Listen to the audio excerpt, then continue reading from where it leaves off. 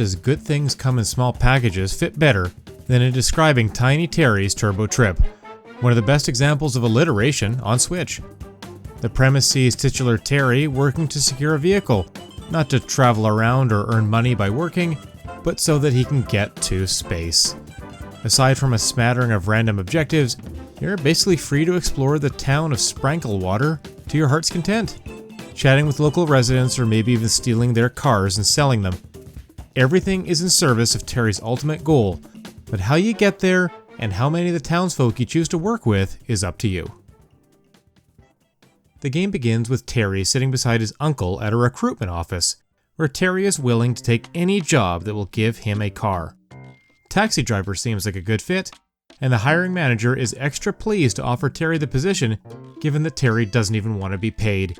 He just wants a car. My first inclination after hopping into the taxi was to look for passengers to pick up so that I could make some dough and relive my crazy taxi days. But I had forgotten why Terry wanted a car in the first place, and so I had to start looking about the town and driving around to figure out what to do next. The first 30 minutes or so can be a little confusing given the lack of handholding, but once you start visiting the question mark icons on the map and talking to folks, you get a clear sense of the tasks Terry can work on to make his dream come true. Some of these activities will reward you with the junk pieces you need to upgrade your car, or money to purchase new tools, like a bug-catching net, baseball bat, or perhaps a stylish hat. Others are just for marking off your to-do list. But even these are played for worthwhile laughs, making all of Sprankleville worth a visit. The brief dialogue exchanges between Terry and the townsfolk are all manner of funny, and outside of getting my bearings at the beginning of the game, I never cared very much whether I was making any significant progress. The sights and sounds of this turbo trip are very much worth experiencing at a leisurely pace. At one end of town, I found Terry's school, the one he was supposed to be attending for summer classes, and his pals there organized a soccer match after chatting about the awkward placement of the school playground, overhanging a cliff.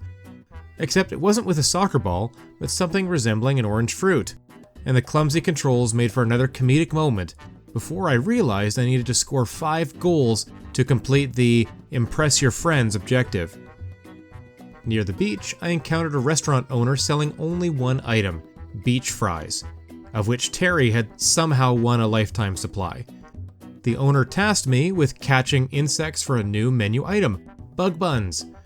Other encounters are just as unique and funny, and it was difficult not to think of titles like A Short Hike and even The Simpsons Hit and Run as Terry hopped and bopped his way around town. The quest to see Terry into space takes a backseat to the charm of exploring his hometown and its every nook and cranny. There's about 4 to 6 hours of content here, and you're likely to spend most of that runtime with a dumb grin on your face. My kids couldn't contain their own laughter as they burst out every time Terry took a ramp at high speed or got run into while crossing traffic. A bumper car battle with rival Ricky was the loudest I'd heard them in months. From the characters' squawking voices to their amusing dialogue, Tiny Terry's Turbo Trip is a joyful vacation to a nonsensical playground where its small world is certainly your oyster. The Switch performance isn't perfect, but for a game with a fair bit of jank built in, it didn't detract from the experience. At a time when the desire for escapism is at its highest, I'll gladly recommend a trip to Sprankleville for the best medicine that money can buy. This video was made possible by our generous supporters on Patreon. Check out patreon.com/NWR for all the details.